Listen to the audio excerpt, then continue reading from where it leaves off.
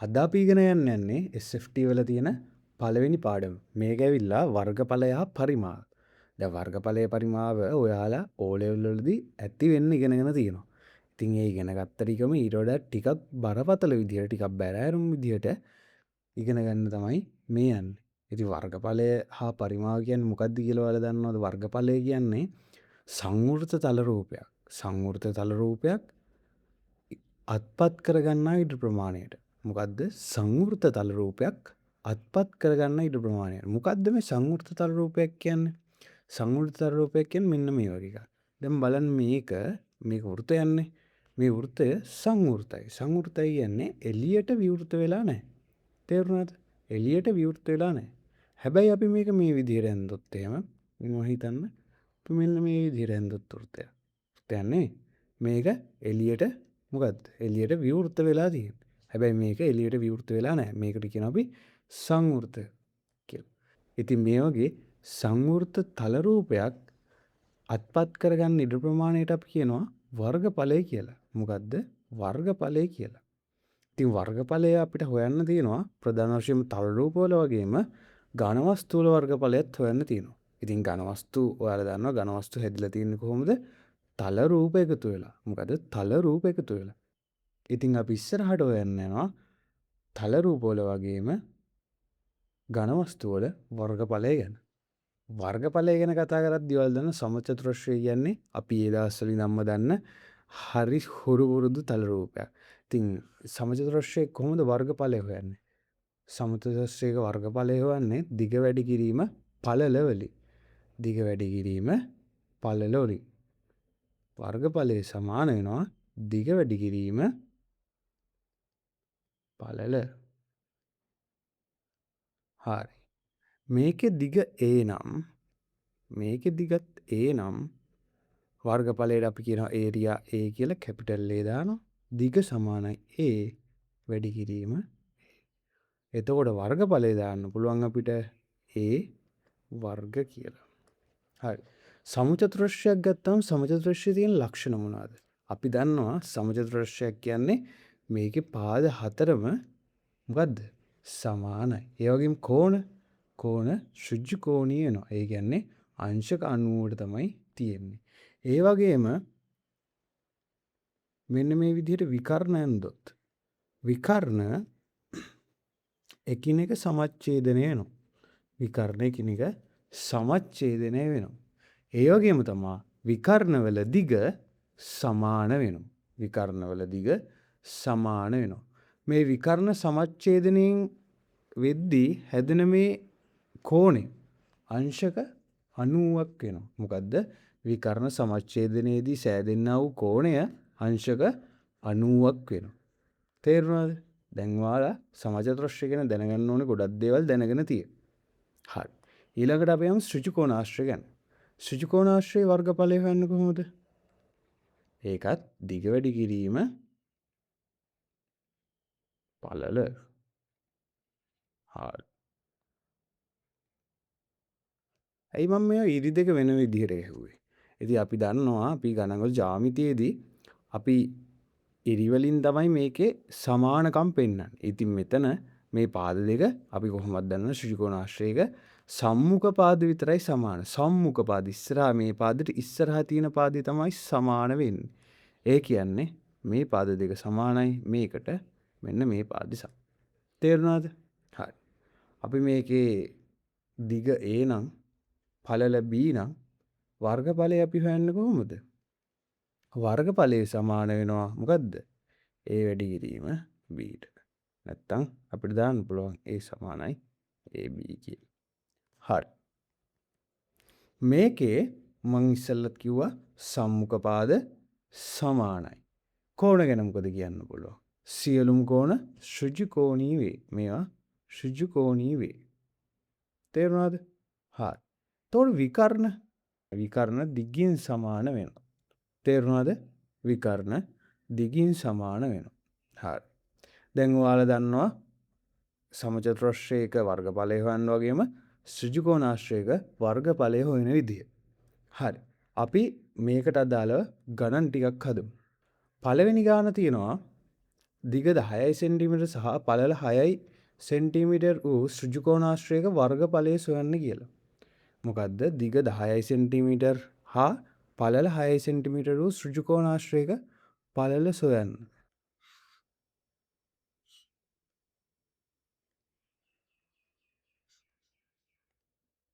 දිග කීයද? 10යි centimetre. පළල 6යි centimetre. ඉතින් අපි දන්නවා ඍජුකෝණාශ්‍රයක වර්ගඵලය හොයන්න අපි කොහොමද? දිග වැඩි කිරීම පළල. හරි. මේකේ දිග කොහොමද? 10යි සෙන්ටිමීටර්. පළල 6යි සෙන්ටිමීටර්. අන්න එතකොට අපිට එනවා 60යි මොන සෙන්ටිමීටරද? වර්ග සෙන්ටිමීටර් කියලා. මොකද්ද? වර්ග සෙන්ටිමීටර් කියලා. ඉතින් වර්ගඵලය හොයද්දී අපි පාවිච්චි කරන මොනවද? වර්ග සෙන්ටිමීටර්, වර්ග මීටර්, වර්ග මිලිමීටර් වගේ දේවල් අපි පාවිච්චි කරනවා. තේරුණාද? හරි. අපි යන් දෙවෙනි ගානට. පැත්තක දිග 8යි සෙන්ටිමීටර් වූ සමචතුරස්‍රයක වර්ගඵලය ගණනය කරන්න. පැත්තක දිග 8යි සෙන්ටිමීටර් වූ සමචතුරස්‍රයක. අපි අඳිමු ඉස්සෙල්ලම පැත්තක දිග 8යි සෙන්ටිමීටර් වෙච්ච සමචතුරස්‍රය.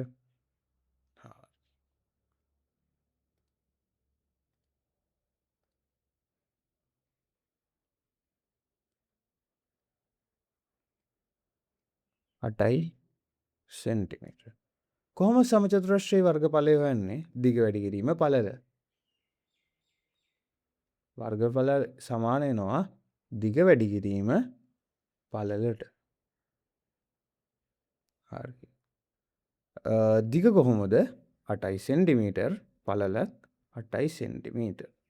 එතකොට 8 වරක් 8 කීයද? 64යි වර්ග සෙන්ටිමීටර්.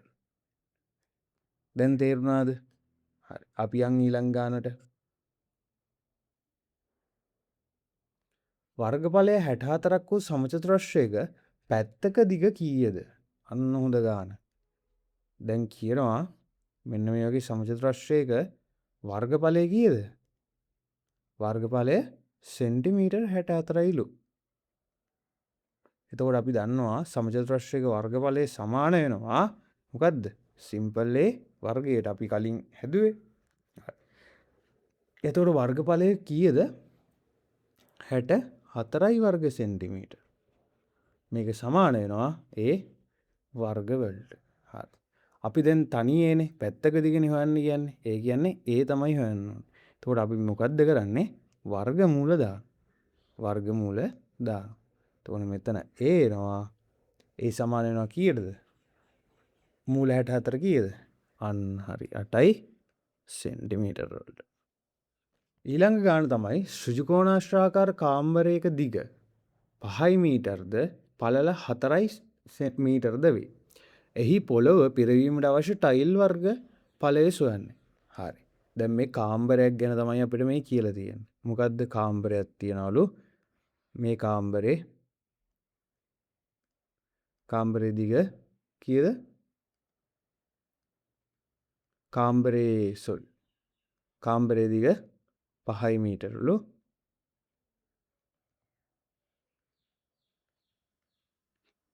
පළල කීයද? 4යි මීටර්ලු. හරි. වර්ගඵලය හොයන්නේ කොහොමද? වර්ගඵලය සමානයි දිග වැඩි කිරීම පළල. හරි. දිග 5යි මීටර්. පළල 4යි මීටර්. එතකොට සම්පූර්ණ වර්ගඵලය එනවා 20යි මොනවද? වර්ග මීටර්. 20යි වර්ග මීටර් කියලා එනවා. දැන් හිතන්න අපි පාවිච්චි කරන ටයිල් එක දිග සහ පළල 1 මීටර් කියලා. ඒ කියන්නේ සමචතුරස්‍රාකාර ටයිල් එකක් තමයි අපි පාවිච්චි කරන්නේ. ඉතින් ටයිල් කොච්චර ප්‍රමාණයක් ඕනේද මෙන්න මේ කාමරය ටයිල් කරන්න? හරි අපි ඒක හොයමුකෝ. එතකොට එක ටයිල් එකක වර්ගඵලය සමාන වෙනවා මොකද්ද? සමචතුරස්‍රයන් දිග වැඩි කිරීම පළල. දිග වැඩි කිරීම පළල. එතකොට 1 මීටර් වැඩි කිරීම 1 මීටර්. අන්න අපිට එනවා කීයද? වර්ග මීටර් 1යි කියලා. ඉතින් වර්ග මීටර් 1 ඒවා කීයක් ඕනේද? මෙන්න මේ කාමරේ වහන්න. කාමරේ ටයිල් කරන්න. එතකොට අපි ඒක හොයන්නේ කොහොමද? කාමරේ තියෙන මුළු වර්ගඵලය. කාමරේ තියෙන මුළු වර්ගඵලය කීයද? 20යි වර්ග මීටර්. බෙදනවා එක ටයිල් එකක වර්ගඵලය. එක ටයිල් එකක වර්ගඵලය. අන්න එතකොට අපි එනවා අවශ්‍ය ටයිල් ප්‍රමාණය. කීයක් එනවද? කීයක් එනවද? 20ක් එනවා. ටයිල් 20ක් ඕනේ. ටයිල් 20ක් ඕනේ මෙන්න මේ කාමරය ටයිල් කරන්න. හරි. අපි යම් පස්වෙනි ගානට. දිග 12 සෙන්ටිමීටර් වූ සෘජුකෝණාශ්‍රයක වර්ගඵලය 96කි. එහි පළල ගණනය කරන්න. පළල සොයන්න. හරි. හරි ලේසි ගණන් නේද? මේ වගේ ගණන් වල ඇත්ති වෙන්න හදලා තියෙනවා. 12 සෙන්ටිමීටර්ලු අපි දන්නේ නැති පාද x කියලා දාගමු. වර්ගඵලය කීයක් එනවද? a සමාන වෙනවා 96කට නේ. 96යි සෙන්ටිමීටර් වර්ග වලට. එතකොට වර්ගඵලය අපි සූත්‍රය a සමානයි මේ පාදේ අපි 12යි පාදේ කියන්නේ අපි ගමු සිම්පල් a කියලා. සිම්පල් a වැඩි කිරීම x කියලා ගමු. තේරුණාද? හරි. එතකොට අපි වර්ගඵලය දන්නවා කීයද? 96යි සෙන්ටිමීටර් වර්ග. සමාන වෙනවා අපි a පාදේ දන්නවා කීයද? 12යි සෙන්ටිමීටර්. x පාදේ දන්නවද? නැහැ. අපි x පාදේ දන්නේ නැහැ. x කියලාම දාගමු. දැන් අපි මොකද කරන්නේ? x තනි කරගන්න ඕනේ. x තනි කරගන්න නම් මේ තියෙන 12 මෙතනින් අයින් කරන්න වෙනවා. 12 අයින් කරන්න අපි මොකද කරන්නේ? මේ පැත්ත 12න් බෙදනවා. සමීකරණ එක පැත්තකට දෙයක් කරොත් අනිත් පැත්තටත් කරන්න ඕනේ නැත්නම් ඒ පැත්ත තරහ වෙනවා. ඒ හින්දා මේ පැත්තත් අපි 12න් බෙදනවා. එතකොට මේ 12ට මේ 12 කැපිලා යනවා. 96 බෙදීම 12 කියන්නේ කීයද? 96 බෙදීම 12. හරි.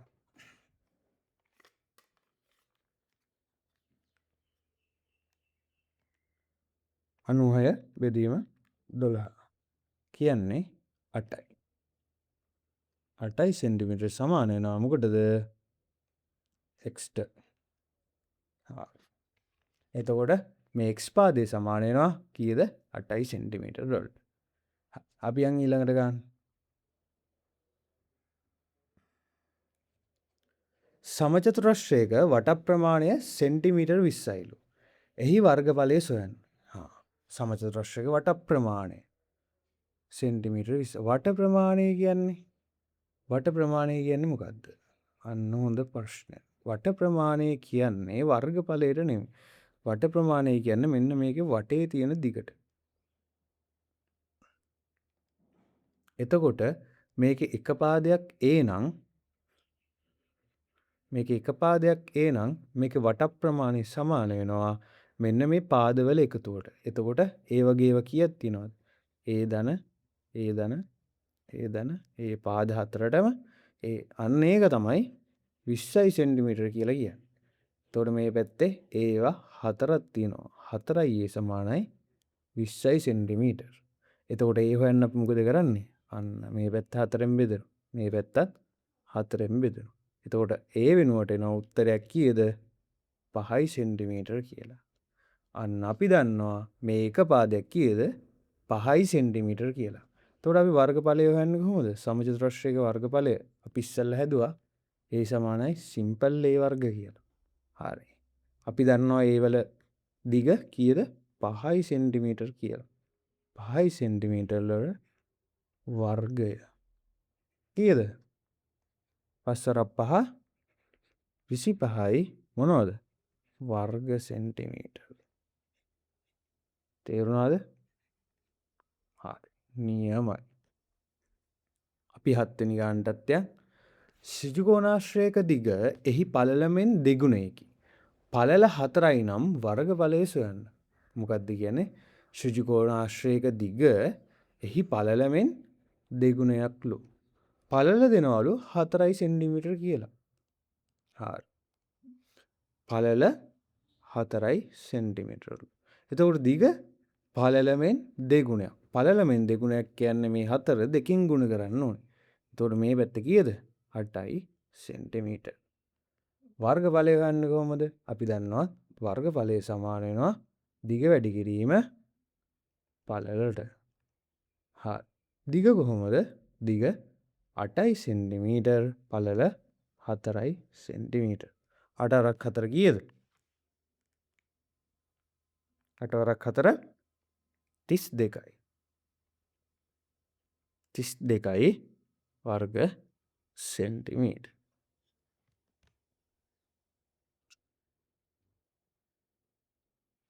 අපි 8 වෙනි ගානට පැත්තක දිග 1.2ක් වූ සමචතුරස්‍රයක වර්ගඵලය වර්ග සෙන්ටිමීටර් වලින් ගණනය කරන්න. වර්ග සෙන්ටිමීටර් වලින් හොයන්න කියලා තමයි තියෙන්නේ. හරි. මේක හොයන්න ප්‍රධාන විදි දෙකක් තියෙනවා. අපි එක විදිහකට සරල විදිහට යන්. අමාරු විදිහ මම කියලා දෙන්න. හරි. මේකේ පැත්තක දිග 1.2 මීටරලු. හරි. ඔයා දන්නවා 1 මීටරයක් කියන්නේ කීයද? සෙන්ටිමීටර්. 1 මීටරයක් කියන්නේ සෙන්ටිමීටර් 100ක්. 100යි සෙන්ටිමීටර් වෙනවා. හරි. එතකොට 1.2 සෙන්ටිමීටර් 1.2 මීටර් කියන්නේ සෙන්ටිමීටර් කීයද? 1.2 වැඩි කිරීම 100. කීයද? 120යි සෙන්ටිමීටර් වෙනවා. එතකොට අපිට හරි ලේසි විදිහ තමයි මෙන්න මේ 1.2 මීටර් වෙනකොට 120යි සෙන්ටිමීටර් කියලා දාලා මේ ගාන හදන එක. හරි. අපි හදමුකෝ. වර්ගඵලය සමාන වෙනවා ඒ වර්ග වලට. එතකොට 120යි සෙන්ටිමීටර් වැඩි කිරීම 120යි සෙන්ටිමීටර්. හරි. කීයද? 14400 මොනවාද? වර්ග සෙන්ටිමීටර්. හරි. තේරුණාද ගාන හදන විදිය? නියමයි. අපි යන්න 9 වෙනි ගානට. 15 සෙන්ටිමීටර් වැඩි කිරීම 10 සෙන්ටිමීටර් ඍජුකෝණාශ්‍රයකින් 3 සෙන්ටිමීටර් පැත්තක් ඇති සමචතුරස්‍රයක් කපා ඉවත් කළ විට ඉතිරි කොටසේ වර්ගඵලය සොයන්න. හරි. මේ කියලා තියෙන එක අපි අඳ ගමුකෝ. එයා මොකද කරන්නේ? මෙන්න මේ වගේ සමචතුරස්‍රයක් තියනවලු. මේ සමචතුරස්‍රයෙන් අන්න 3 සෙන්ටිමීටර් 3 සෙන්ටිමීටර් කෑල්ලක් කපලා ඉවත් කරනවලු. හරි. මේ තියෙන්නේ දැන් මම මේ පාඩ කරන්නේ කපලා ඉවත් කරපු කෑල්ල. මෙන්න මේක කපලා ඉවත් කරපු කෑල්ල. හරි. දැන් මේකේ වර්ගඵලය තමයි හොයන්න කියන්නේ. අපිට හරි ලේසි. අපි ඉස්සෙල්ලා මේ සම්පූර්ණ එකේ වර්ගඵලය හොයාගමු. මේක මේ පැත්ත 15 සෙන්ටිමීටර්, මේ පැත්ත 10යි සෙන්ටිමීටර්. එතකොට මේකේ එක පැත්තක් කීයද? 3යි සෙන්ටිමීටර්. හරි. අපි මේ සම්පූර්ණම තල රූපේ වර්ගඵලය හොයාගමු. ඍජුකෝණාශ්‍රය වර්ගඵලය සමාන වෙනවා දිග වැඩි කිරීම පළල 15යි සෙන්ටිමීටර් වැඩි කරනවා 10යි සෙන්ටිමීටර් වලින්. 15ක් 150යි වර්ග සෙන්ටිමීටර් කියලා මෙන්න මේ සම්පූර්ණ එකේ වර්ගඵලය එනවා. හරි. දැන් සම්පූර්ණ එක තිබ්බට මෙන්න මේ වගේ 3 සමචතුරස්‍රාකාර කෑල්ලක් කපලා ඉවත් කරලා තියෙනවා. එතකොට ඉවත් කරා නම් වර්ගඵලය දැන් අඩු වෙලා තියෙනවා. එතකොට අපි දැනගන්න ඕනේ මෙන්න මේ කෑල්ලේ මෙන්න මේ කපලා ඉවත් කරපු කෑල්ලේ වර්ගඵලය ගන්න. හරි. අපි ඒකේ වර්ගඵලය හමුකෝ. කොහොම සමචතුරස්‍රයක වර්ගඵලය ගන්නෙ? ඒ වර්ගනේ. එතකොට ඒ වර්ග කියන්නේ පාදයක දිග 3 පාදයක දිග 3යි. එතකොට 3 වර්ගය. 3 වර්ගය කීයද? 9යි සෙන්ටිමීටර් වර්ග. හරි. දැන් අපි දන්නවා මෙන්න මේ 150ක් වෙච්ච ඍජුකෝණාශ්‍රය මේ 9ක් වෙච්ච සමචතුරස්‍ර කෑල්ල කපලා අයින් කරලා තියෙනවා. එතකොට මොකද වෙන්න ඕනේ? ඉතිරි කොටසේ වර්ගඵලය. ඉතිරි වර්ගඵලය සමාන වෙනවා මොකක්ද 150යි වර්ග සෙන්ටිමීටර වලින් අඩු කරන්න ඕනේ 9යි වර්ග සෙන්ටිමීටර. 150න් 9ක් අඩු වුණාම කීයද? 141යි වර්ග සෙන්ටිමීටර. හරි අපි යන් 10 වෙනි ගානට ත්‍රිකෝණාශ්‍රයක වර්ගඵලය වර්ග සෙන්ටිමීටර් 120කි. එහි දිග සෙන්ටිමීටර් 15යි නම් පළල සොයන්න. හරි මේකේ සම්පූර්ණ වර්ගඵලය කීයද? සෙන්ටිමීටර් වර්ග සෙන්ටිමීටර් 120ක්. එහි දිග තියෙනවා දිග අපිට දීලා තියෙනවා 15යි සෙන්ටිමීටර් කියලා. පළල නෙවන්න කියන්නේ අපි පළල x කියලා දාගමුකෝ. හරි. අපි මේකේ වර්ගඵලය දන්නවා කොහොමද? a වැඩි කිරීම b. නැත්තම් දිග වැඩි කිරීම පළල. දිග කීයද? 15යි සෙන්ටිමීටර්. පළල අපි දන්නවද? පළල අපි දන්නේ නැහැ. පළල x කියලා දාගමු. අපි වර්ගඵලය දන්නවා කීයද? 120. හරි. මේ වෙලාවේදී 15යි x කියලා එනවා. මෙතන 120යි කියලා එනවා. ඉතින් මේ 15 නැති කරන්න අපි මේ පැත්ත 15ෙන් බෙදමු. ඒ වගේම සමීකරණ එක පැත්තක දෙයක් කරොත් අනිත් පැත්තට කරන්න ඕනේ. හින්දා මේ පැත්තත් 15ෙන් බෙදමු. මේ 15ට මෙන්න මේක කැපිලා යනවා. එතකොට අපිට එනවා 120 බෙදීම 15යි කියලා. එතකොට x වල අපිට එනවා පළල කීයක් කියලාද? 8යි සෙන්ටිමීටර කියලා. නියම. ඉතින් අපි අද ත්‍රිකෝණාශ්‍රයක වගේම සමචතුරාශ්‍රයක වර්ගඵලය හොයන විදිය ගැන කතා කරා. සරල සිද්ධාන්ත ඇසුරේ සරල දේවල් ඔයාලා මේ O level වලදී කරලා තියෙන දේවල්. ඒ වගේම තමයි මේ වගේ තල රූප කීපයක් එකතු වෙලා. ඒ කියන්නේ සංයුක්ත තල රූප වල ගණන් ටිකක් අපි හදමු ඉස්සරහට. ඉස්සෙල්ලම මේ සරල තල රූප ටික ඉවර කරලා ඊට පස්සේ අපි බලමු සංයුක්ත ඒ වගේ ගණන් හදන්නේ කොහොමද කියලා. අපිව subscribe කරලා තියාගන්න. දවසට ඔයාලා වෙනුවෙන් පැය භාගයක් පැයක් වෙන් කරලා තියාගන්න මේ සබ්ජෙක්ට් එක ගොඩ දාන්න. මම මේ සබ්ජෙක්ට් එකේ මුල ඉඳන් අගටම හැම දෙයක්ම කියලා දෙනවා. ඉතින් ජය වේවා එහෙනම් අපි හම්බෙමු හෙට දවසේ.